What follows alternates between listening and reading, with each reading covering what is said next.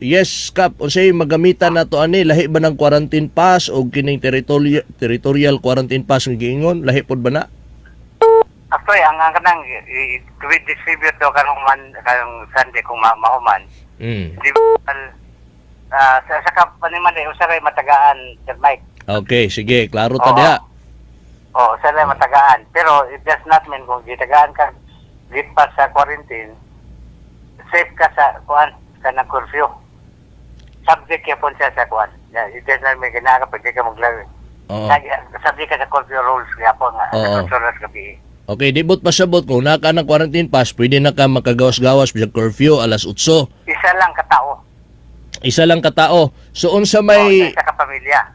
Okay, kana siya magamit lang na Kap kung mamalingki ka ana. Panansan Sir Mike. Oo. Sa pamilya, ikaw gitagaan o gitpas imong pangalan. Now, mugawas ang imong asawa. Pwede to niyang hulamon ang imong gitpas. Okay. Now, ipadala po ang imong ID. Ana. Nga ikaw na. Okay. Ingana di ay. Sige. Pero subject kasi it does not mean nga kay nakagitpas, mula pas ka sa curfew. Bawal niya po siya mo extend. Alright. Sige. Panalitan Kap, sa zone 2 man ta, muadto ta sa laing barangay. Okay ra na? Naman na, madala na nimo.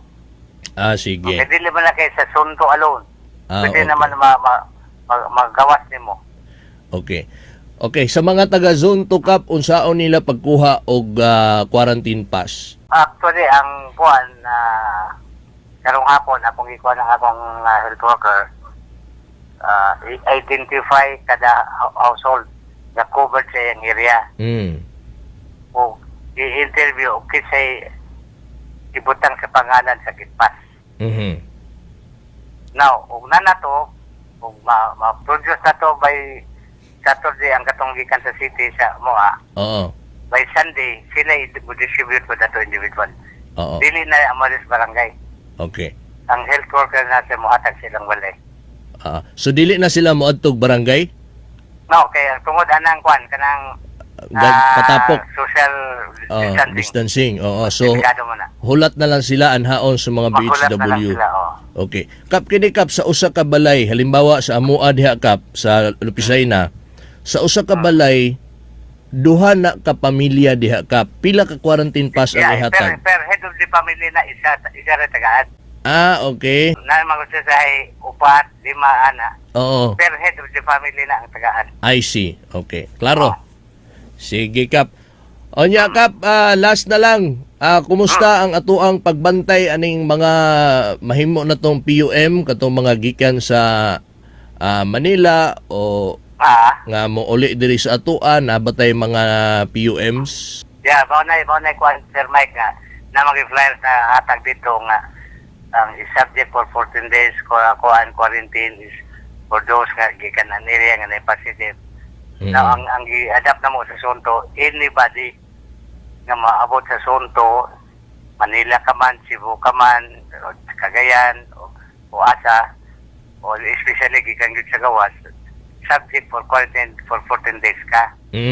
Ang kuan mo na gina house to house mga health worker. Okay. So far karon abot almost 75 ka PUM.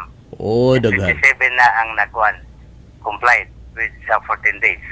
Wow, okay. Sige. Walay PUI Kap, wala tay PUI sa Barangay Zone 2. Na ay tulo ka buok pero ato nag-hospital. Yeah, kuan pa. Okay pa, dili pa kuan for positive sa COVID. Dili positive. Simple nga kuan lang. Kuan murag mild PUI siguro tawag. Mild na, So naa sila sa ospital ron Kap? Nagagawa naman daw na silang balay. Ay, salamat. Okay. Kapitan Abanggan Kap, salamat sa panahon sa pagtubag sa tawag Kap. Okay, salamat Sir Mike. Salamat sa pagpasibaw. Alright. Way sa payan Kap, amping Kap og sa atong mga barangay officials, amping mo.